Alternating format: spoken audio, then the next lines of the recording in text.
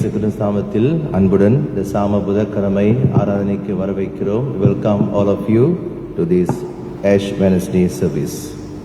ஆரம்ப வசனம். நாம் இந்த புத்தகத்தை பாய்ப்போம். நீலக்கல புத்தகம். நம்ம நற்கரணை ஆராதனை சண்டே பாய்ப்போம்ல, அந்த புத்தகம் பாய்ப்போம். உங்களுடைய பீஸில் இருக்கும், எடுத்துக்கொள்ளுங்கள். பாடலெல்லாம் இதில் புல்லட்டினில் இருக்கும் அல்லது ஸ்லைட்டில் இருக்கும். ஆரம்ப வசனம், பக்கம் 1. அவருக்கு விரோதமாக நாங்கள் கலகம் பண்ணி அவருடைய சத்தத்துக்கு செவி கொடாமல் போனோம். ஆனாலும் எங்கள் தேவனாகிய ஆண்டவரிடத்தில் இரக்கங்களும் மன்னிப்புகளும் உண்டு. பக்கம் 3. கர்த்தர் கொடுப்பாராக. 4ஆம் பகுதி ஜெபத்தை நாம் சேர்ந்து எடுப்போம். எல்லா இருதயங்களையும் எல்லா விருப்பங்களையும் எல்லா ரகசியங்களையும் அறிந்திருக்கிற சர்வ வல்லமையுள்ள தேவனே, நாங்கள் தேவனிடத்தில் பரிபூர்ணமாய் அன்பு கூறவும் உமது பசுத்த நாமத்தை உத்தமமாக மகிமைப்படுத்தவும் எங்கள் கர்த்தராகிய கிறிஸ்து நிமித்தம் உமது பசுத்த ஆவியின் ஏவுதலால் எங்கள் இதயத்தின் சிந்தனைகளை சுத்தம் பண்ணியறலும். ஆமீன். கர்த்தாவே எங்களுக்கு இரங்கும். கர்த்தாவே எங்களுக்கு இரங்கும். கிறிஸ்துவே எங்களுக்கு இரங்கும். கர்த்தாவே எங்களுக்கு இரங்கும்.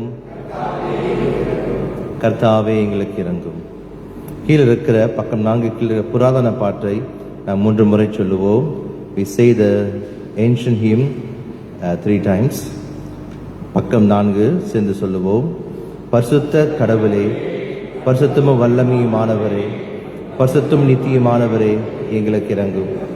பரிசுத்த கடவுளே, பரிசுத்தமும் வல்லமையுமானவரே, பரிசுத்தம் நித்தியமானவரே, எங்களுக்கு இரங்கும். பரிசுத்த கடவுளே, பரிசுத்தமும் வல்லமையுமானவரே, பரிசுத்தம் நித்தியமானவரே, எங்களுக்கு இரங்கும். ஜெபம் செய்வோம். சபையில் அமரலாம், உலகப்படிடலாம்.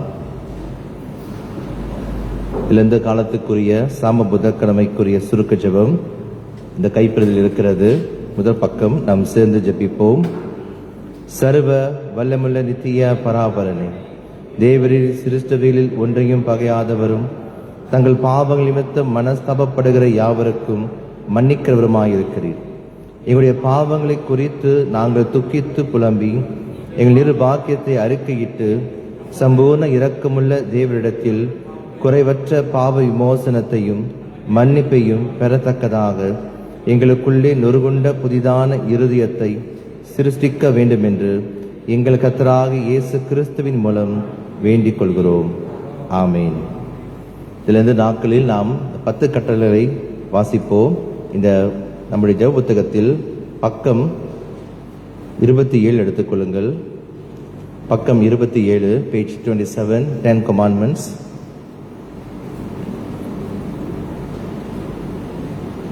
நாம் அமர்ந்து முனகப்படிட்டு நாம் இதை நாம் ஜெபமாய் எடுப்போம். நம் ஆண்டவராகிய இயேசு கிறிஸ்து கூறியதாவது: நீங்கள் என் அன்பு கூர்ந்தால் என் கட்டளை கை கொள்ளுங்கள். கடவுளுடைய வார்த்தைகளை கேட்டு அவை கை கொள்ளுவர்களே பாக்கியவான்கள். ஆகவே கடவுள் தம் ஜனத்துக்கு கொடுத்த கட்டளை கேட்டு அவற்றை இருதயத்தில் கொள்ளுங்கள். உன் தேவனாகிய கர்த்தர் நானே. என்னை அன்றி உனக்கு வேறே தேவர்கள் உண்டாயிருக்க வேண்டாம். நீ உன் தேவனாகிய கர்த்தரிடத்தில் உன் முழு இருதயத்தோடும் உன் முழு ஆத்துமாவோடும் உன் முழு மனதோடும் உன் முழு பலத்தோடும் அன்பு கூறுவாயாக. நீ உனக்கு எவ்விதமான விக்கிரகத்தை உண்டாக்க வேண்டாம். கடவுள் ஆவியாகவே இருக்கிறார். அவரை தொழுது கொள்கிறவர்கள் ஆவியோடும் உண்மையோடும் அவரை தொழுது கொள்ள வேண்டும். ஆமேன். ஆண்டவரே, எங்களுக்கு இரங்கும். நீ உன் தேவனாய் கர்த்தருடைய நாமத்தை வீணிலே வழங்காதிருப்பாயாக. நீ பக்தி வினயத்தோடு ஆராதிப்பாயாக.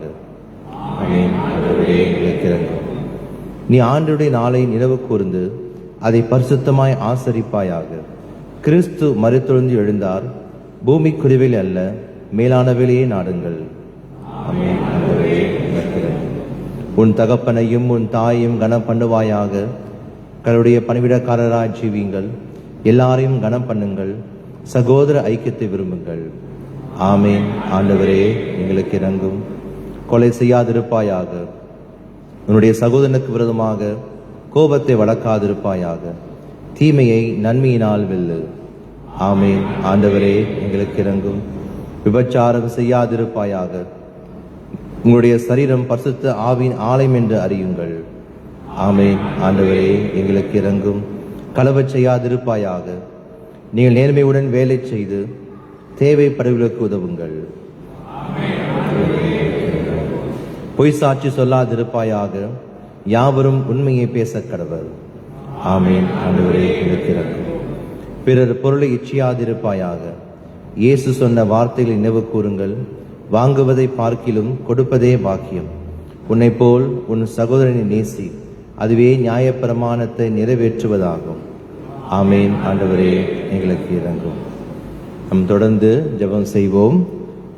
சங்கீதம் 51 வசனம் 1 முடியும் வரை நாம் சேர்ந்து ஜெபமாக, பாவமன்னிப்பு ஜெபமாக எடுப்போம். As a confession, let us read together Psalm 51. சங்கீதம் 51 நாம் பாவமன்னிப்பு ஜெபமாக எடுப்போம். சேர்ந்து இதை நாம் ஜெபிப்போம். சங்கீதம் 51, Psalm 51. தேவனே, உமது கிருபையின்படி எனக்கு இரங்கும். உமது மிகுந்த இரக்கங்களின்படி என் மீறுதல்கள் நீங்க என்னை சுத்திகரியும். என் அக்கிரமம் நீங்க என்னை முற்றிலும் கழுவி என் பாவமற என்னை சுத்திகரியும். என் மீறுதல்களை நான் அறிந்திருக்கிறேன். என் பாவம் எப்பொழுதும் எனக்கு முன்பாக நிற்கிறது. தேவரீர் ஒருவருக்கே விரோதமாக நான் பாவம் செய்து கண்களுக்கு முன்பாக பொல்லாங்கானதை நடப்பித்தேன். நீர் பேசும்போது உம்முடைய நீதி விளங்கவும், நீர் நியாயம் தீர்க்கும் போது உம்முடைய பரிசுத்தம் விளங்கவும் இதை அறிக்கையிடுகிறேன். இதோ நான் துர்குணத்தில் உருவானேன்.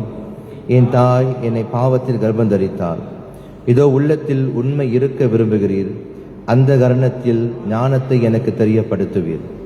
நீர் என்னை ஈசோப்பினால் சுத்திகரியும், அப்பொழுது நான் சுத்தமாவேன். என்னை கழுவி அருளும், அப்பொழுது நான் உறைந்த மழையிலும் வெண்மையாவேன். நான் சந்தோஷமும் மகிழ்ச்சியும் கேட்கும்படி செய்யும், அப்பொழுது நீர் நொறுக்கின எலும்புகள் கலிகூறும். என் பாவங்களை பாராதபடிக்கு நீர் உமது முகத்தை மறைத்து என் அக்கிரமங்களெல்லாம் நீக்கி அருளும்.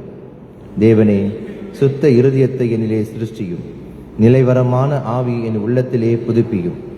உமது சமூகத்தை விட்டு என்னை தள்ளாமலும், உமது பரிசுத்த ஆவி என்னிடத்திலிருந்து எடுத்துக் கொள்ளாமலும் இரும்.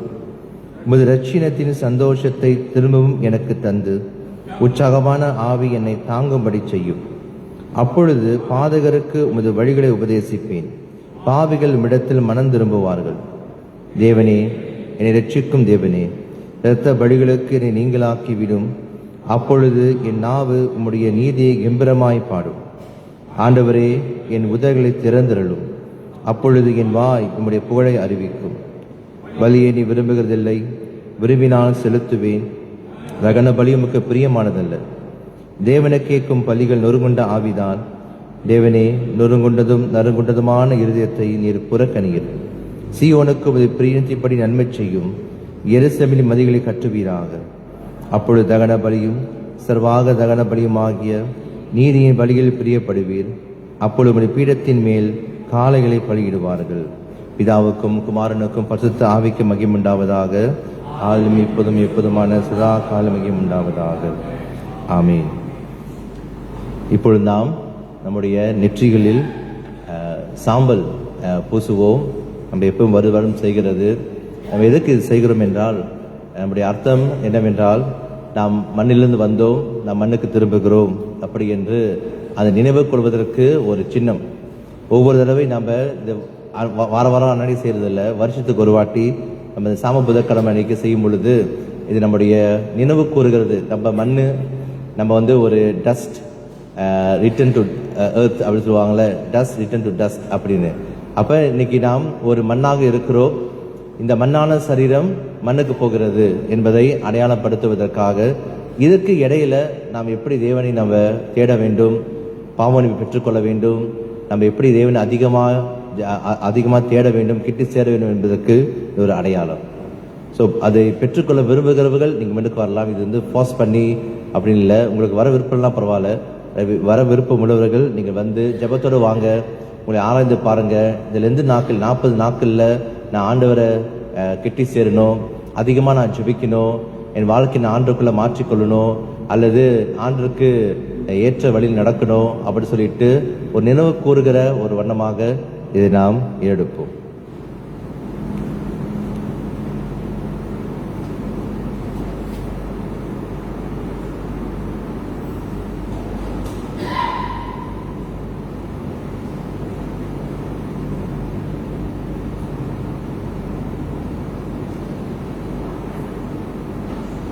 ஜெபம் செய்வோம். எங்கள் நேசிக்க நல்ல ஆண்டவரே, அப்பா, அந்த சாம்பலை நாங்கள் எங்கள் நெற்றிகளை பூசிக்கொள்ளும் பொழுது சிலுவை அடையாளமாக இதை நாங்கள் பெற்றுக்கொள்கிறோம்.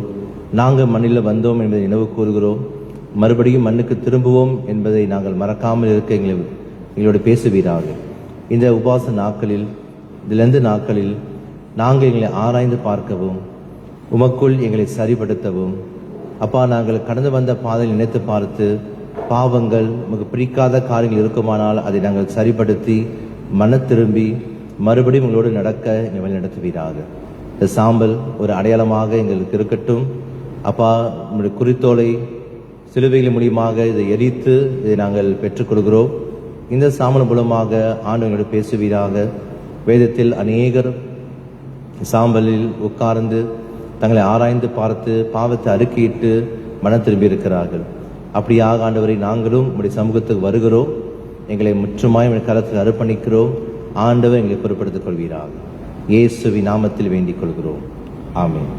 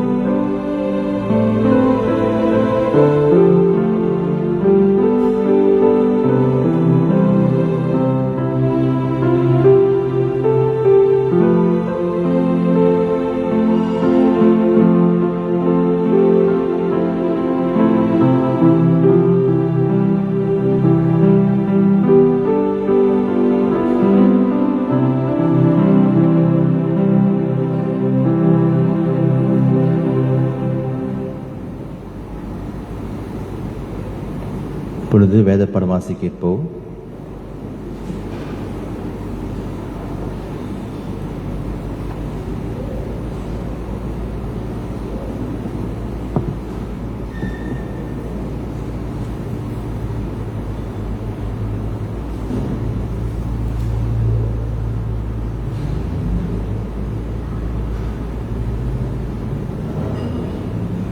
இன்னைக்கு வாசிக்க வேண்டிய முதலாம் பாடம் ஐசையா 58 அதிகாரம் வசனம் 1 முதல் 12 வரை. Today's first reading is taken from the book of Isaiah, chapter 58, verses 1 to 12. Cry aloud, spare not, lift up your voice like a trumpet. Tell my people their transgressions, and the house of Jacob their sins. Yet they seek me daily, and delight to know my ways, as a nation that did righteousness and did not forsake the ordinance of their God. They ask me the ordinance of justice.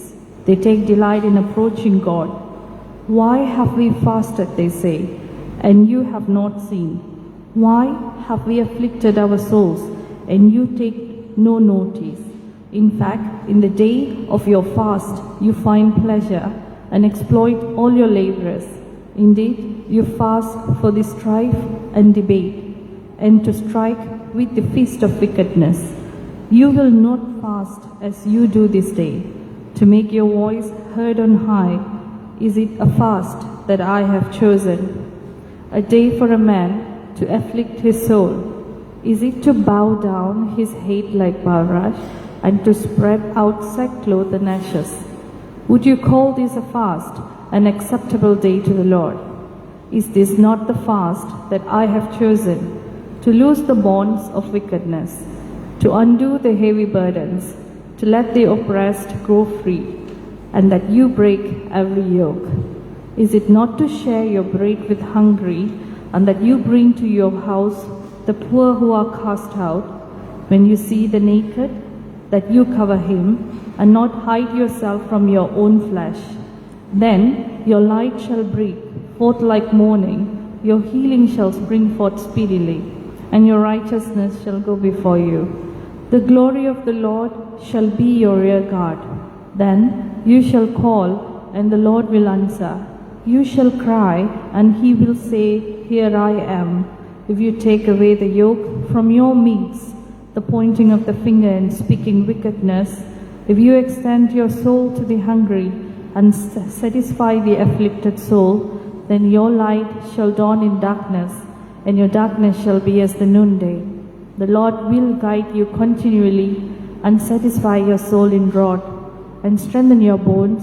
You shall be like a watered garden, and like a spring of water, whose waters do not fall.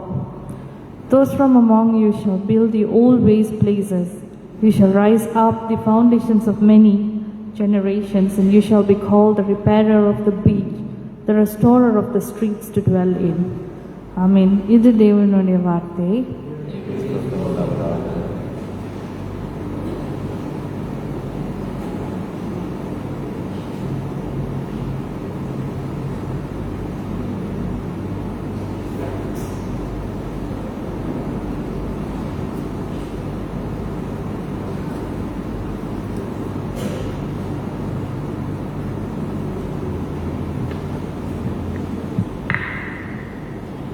வாசிக்கக்கூடிய பாடம் 2 கொரிந்தியர் 5 அதிகாரம் 20 வசனம் தொடர்ந்து 6 அதிகாரம் 1 வசனம் முதல் 10 வசனம் வரை.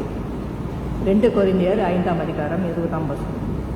ஆனபடியினாலே தேவனானவர் எங்களை கொண்டு புத்தி சொல்கிறது போல நாங்கள் கிறிஸ்துவுக்காக ஸ்தானாதிபதிகளாயிருந்து தேவனோடே ஒப்புரவாகுங்கள் என்று கிறிஸ்துவின் நிமித்தம் உங்களை வேண்டிக் கொள்கிறோம். தொடர்ந்து 6 அதிகாரம் 1 வசனம் முதல். தேவனுடைய கிருபையை நீங்கள் விருதாவாய் பெறாதபடிக்கு உடன் வேலையாட்களாகிய நாங்கள் உங்களுக்கு புத்தி சொல்கிறோம். அனுகிரக காலத்திலே நான் உனக்கு செவி கொடுத்து இரட்சணிய நாளிலே உனக்கு உதவி செய்தேன் என்று சொல்லியிருக்கிறாரே. இதோ இப்போதே அனுகிரக காலம், இப்பொழுதே இரட்சணிய நாள். இந்த ஊழியம் குற்றப்படாதபடிக்கு நாங்கள் யாதொன்றிலும் இடரல் உண்டாக்காமல் எவ்விதத்தினாலேயும் எங்களை தேவ ஊழியக்காரராக விளங்க பண்ணுகிறோம். மிகுந்த பொறுமையிலும் உபத்திரவங்களிலும் நெருக்கங்களிலும் இடுக்கண்களிலும் அடிகளிலும் காவல்களிலும் கலகங்களிலும் பிரயாசங்களிலும் கண் விழிப்புகளிலும் உபவாசங்களிலும் கற்பிலும் அறிவிலும் நீடிய சாந்தத்திலும் தயவிலும் பரிசுத்த ஆவியிலும் மாயமற்ற அன்பிலும் சத்திய வசனத்திலும் திவ்ய பலத்திலும் நீதியாக வலதிட பக்கத்து ஆயுதங்களை கருத்திருக்கிறதிலும் கனத்திலும் கனவீனத்திலும் துர்க்கீர்த்திலும் நட்பீர்த்திலும் எத்தர் எனப்பட்டாலும் நிச்சஸ்தராகவும் அறியப்படாதவர்கள் எனப்பட்டாலும் நன்றாய் அறியப்பட்டவர்களாகவும் சாக்கிறவர்கள் எண்ணப்பட்டாலும் உயிரோடு இருக்கிறவர்களாகவும் தண்டிக்கப்படுகிறவர்கள் எண்ணப்பட்டாலும் கொல்லப்படாதவர்களாகவும் துக்கப்படுகிறவர்கள் எண்ணப்பட்டாலும் எப்போதும் சந்தோஷப்படுபவர்களாகவும் தரித்திரர் எண்ணப்பட்டாலும் அநேகரை ஐஸ்வர்யவான்களாகவும் ஒன்றும் இல்லாதவர்கள் எண்ணப்பட்டாலும் சகலத்தையும் உடையவர்களாகவும் எங்களை விளங்க பண்ணுகிறோம். இது தேவனுடைய வார்த்தை.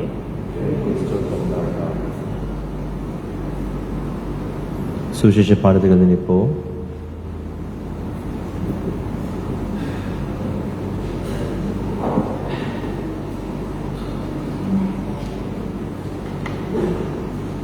வாசிக்கும்படியாக குறிக்கப்பட்ட சுவிசேஷ பாடம் பரிசுத்த யோவான் என்பவருடைய சுவிசேஷம் 8ஆம் அதிகாரம் 1ஆம் வசனம் முதல் 11ஆம் வசனம் வரை எழுதியிருக்கும் இதனுடைய வார்த்தையை கேளுங்கள். நம்முடைய கர்த்தராகிய கிறிஸ்துவுக்கு மகிமை உண்டாவதாக. யோவான் 8ஆம் அதிகாரம் 1ஆம் வசனம் தொடங்க. இயேசு ஒலிவ மலைக்கு போனார்.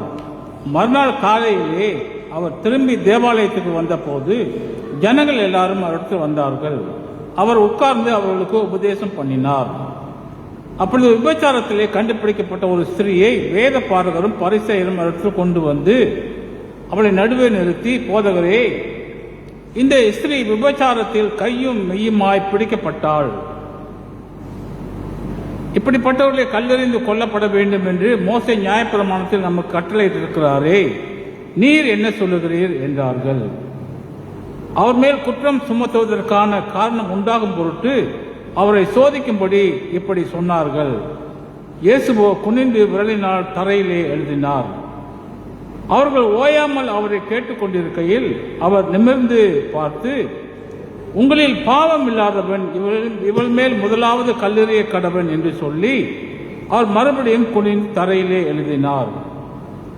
அவர்கள் அதை கேட்டு மனசாட்சியிலே கடிந்து கொள்ளப்பட்டு பெரியோர் முதல் சிறியோர் முதல் ஒவ்வொருவராய் போய்விட்டார்கள்.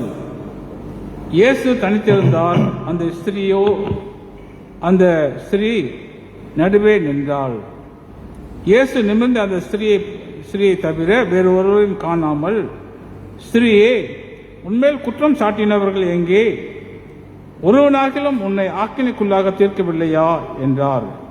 அதற்கு அவள், இல்லை ஆண்டவரே என்றாள். இயேசு அவளை நோக்கி, நானும் உன்னை ஆக்கினைக்குள்ளாக தீர்க்கிறதில்லை, நீ போ, இனி பாவம் செய்யாதே என்றார் என்பதே. இது கிறிஸ்துவை நற்செய்தி. ஆண்டவராகிய கிறிஸ்துவுக்கு புதி உண்டாவதாக. சபை அமரங்கள்.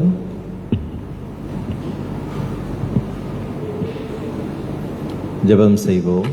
எங்களை அதிகமாக நேசிக்க நல்ல ஆண்டவரே, ஒரு வார்த்தையை நாங்கள் அறிந்து கொள்ளவும், இந்த உபவாச நாட்களில் தொடர்ந்து நடக்க ஆண்டவர்களை பலம் கொடுக்கவும், எங்களை தொடர்ந்து சத்தியத்தை வழிநடத்தவும் ஆவியானவர் எங்களை வழிநடத்தும்படி இயேசுவின் நாமத்தில் வேண்டிக் கொள்கிறோம். ஆமீன். ஒவ்வொரு வருஷமும் நாம் இந்த நாளை அனுசரிக்கிறோம். இது ஒரு ட்ரெடிஷனாக இருந்தாலும், நம்ம காலகாலமாக செய்கிற ட்ரெடிஷனாக இருந்தாலும், அல்லது இந்த பெரிய ஆலயங்கள் இதை இந்த நாட்கள் அனுசரிக்கிறார்கள். எல்லாருமே உபவாசம் எடுக்கிறாங்க. நினைக்காதீங்க எங்களுக்கு மட்டும்தான் உபவாசம் எடுக்கிறாங்க, இல்லை கத்திரிக்கு மட்டும்தான் உபவாசம் எடுக்கிறாங்க அப்படி என்று. மற்றவர்கள் மற்ற நாட்களில் உபவாசம் இருக்கிறது 40 நாட்கள் என்று மற்றவர்களும் உபவாசம் எடுக்கிறார்கள். வேறு நாளில் வரக்கூடாது சொல்லிட்டு வேறு நாள் எடுக்கிறவங்க இருக்கிறாங்க. ஆனாலும் நாம் இதை ஒவ்வொரு வருடமும் ஒரு ட்ரெடிஷனாக நாம் செய்து வருகிறோம். ஆனால் இது ஒரு ட்ரெடிஷனாக சொல்லும் பொழுது பாரம்பரியம் ஒரு சடங்கு மாதிரி மாறிடக்கூடாது. சில பேர் உபவாசம் எடுக்கலைன்னா மற்றவங்க பார்த்தோன்னே ஒரு மாதிரி பார்ப்பாங்க, ஓ நீ உபவாசம் எடுக்கலையா அப்படின்னு. நீங்க ஃபாஸ்டிங் ஃபாஸ்டிங் எடுக்க மாட்டீங்களா அப்படின்னு பார்க்காதீங்க. பல காரணங்கள் இருக்கலாம். சில பேருக்கு வந்து உடல் சுகவீனம் இருக்கலாம், மருந்து சாப்பிட்றவங்க இருக்கலாம், அல்லது வயிற்று பிரச்சனை உள்ளவங்க இருக்கலாம், அல்லது பல விதமான காரணங்கள் இருக்கலாம். அப்ப நம்ம வந்து மற்றவரை நம்ம இதை எடுத்துதான் ஆகணும் என்று இயேசு சொல்லலை. ஆனாலும் இந்த உபவாச நாட்கள் நம்ம என்ன செய்கிறோம் என்பது முக்கியம். இந்த உபவாச நாட்கள், இந்த லென்த் சீசன் அல்லது இந்த ஃபாஸ்டிங் சீசன்ல நம்ம வந்து நம்முடைய சகோதரர்களும் ஃபாஸ்டிங் எடுக்கிறாங்க.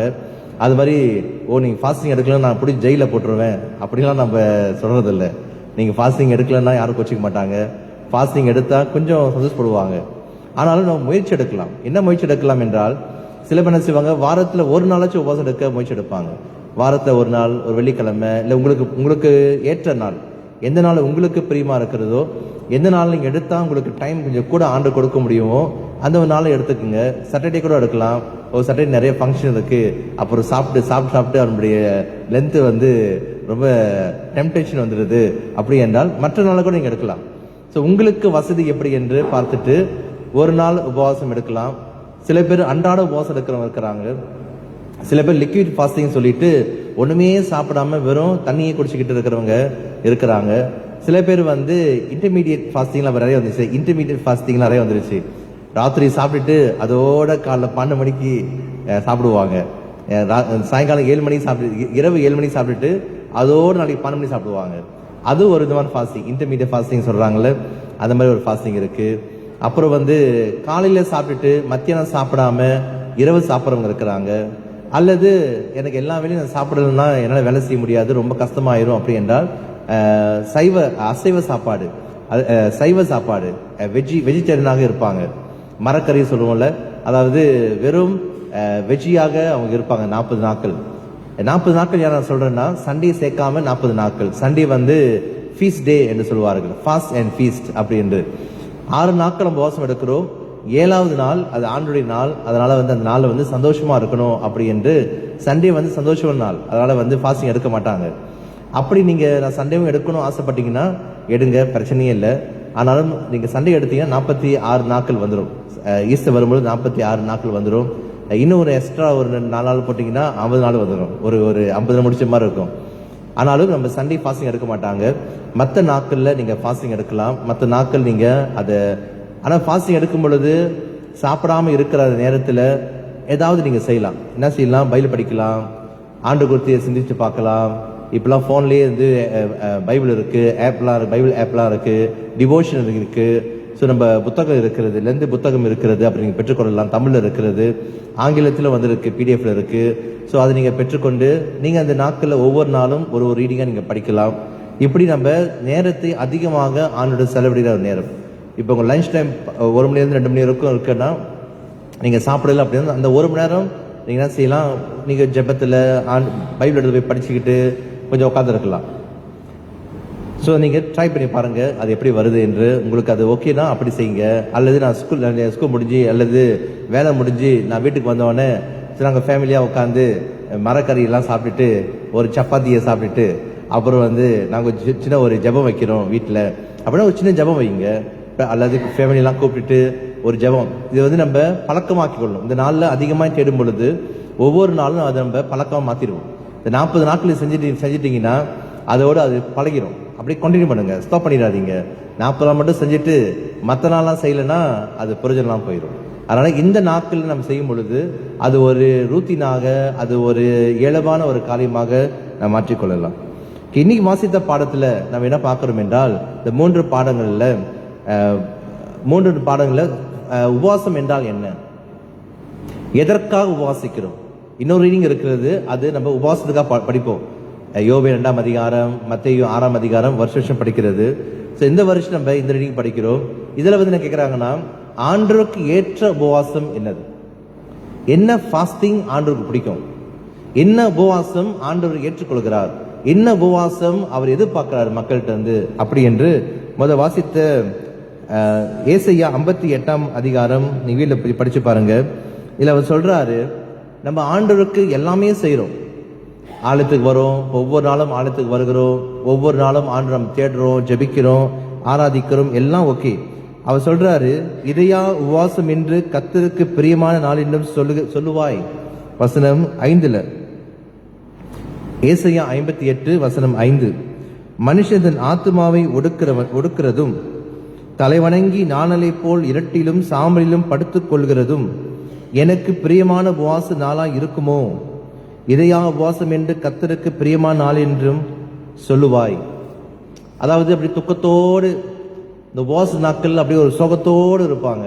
அப்படியே துக்கமா, அப்படியே அன்னைக்குதான் பரிசுத்தமா, அன்னைக்குதான் அப்படியே அவங்க பார்த்தா ரொம்ப சாந்தமா, அப்படியே அமைதியா, சோஸ்திரம் பிரதர், சோஸ்திரம் சிஸ்டர், மற்ற நாள் வேற மாதிரி இருப்பாங்க. ஆனா இந்த உபவாச நாட்கள்ல இன்னும் கொஞ்சம் பணிவா இருப்பாங்க, இன்னும் கொஞ்சம் அமைதியா இருப்பாங்க, இன்னும் கொஞ்சம் அதிகமா தங்களை ஒடுக்கி செல்ஃப் டினாய்ஸ் அவங்களையே தங்களை ஒடுக்கி அப்படியே கீழே இறங்கி அப்படியே இந்த உபவாச நாட்கள் என்ன சொல்லுவாங்கன்னா, இந்த நம்முடைய சகோதரர் சொல்றாங்களே, இது இந்த மாசத்துல உபவாசம் எடுத்தா அது நம்மளோட பாவலாம் போயிடும் அப்படின்னு.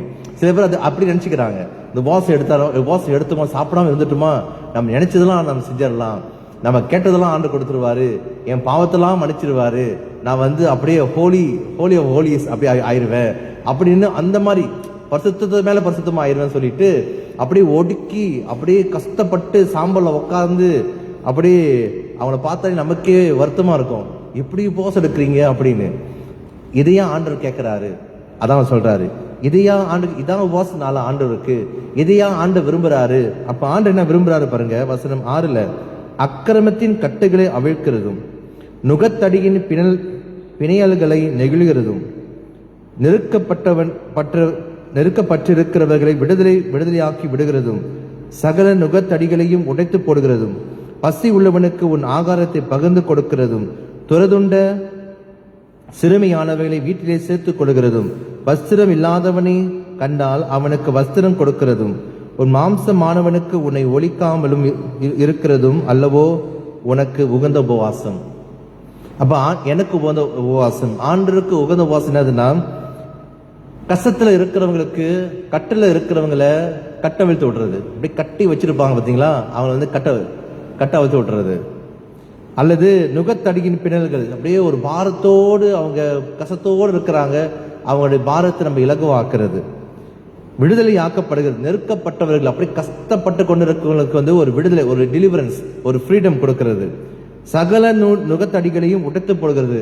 நுகத்தடினா அந்த கழுத்து மேல மாடுக்கு மேல போட்டு வச்சிருப்பாங்க பார்த்தீங்களா, அது மாடு மேய்க்கிறதுக்கு மேல போட்டு வச்சிருப்பாங்க. அந்த மாதிரி ஒரு பாரமான ஒரு யோக், பாரமான ஒரு நுகத்தடி அங்க இருக்குன்னா அதை உடைச்சு போட்டுடணும்.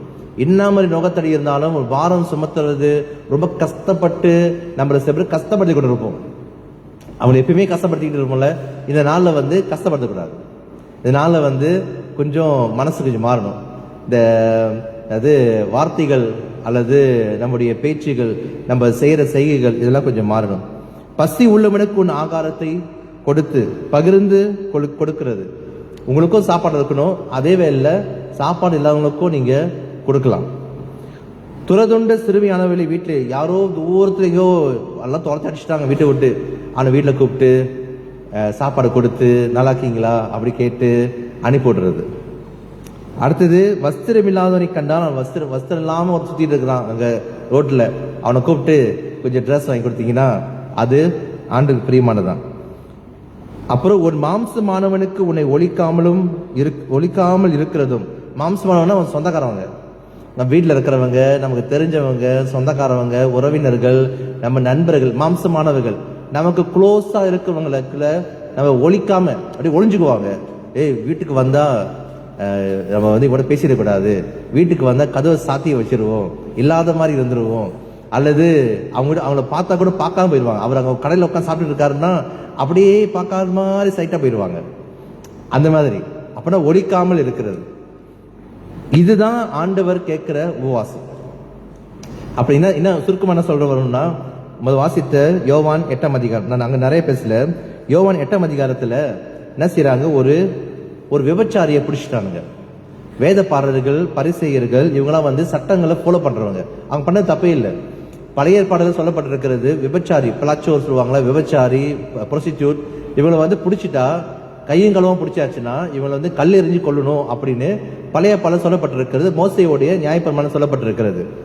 இவங்க என்ன பண்ணாங்க, வேத பாரர்கள் வந்து இவங்கெல்லாம் வந்து ஸ்கிரைப்ஸ் அப்படின்னா வேதத்தை கற்று அறிந்தவர்கள், வேதத்தை படி ஃபாலோ பண்றவங்க.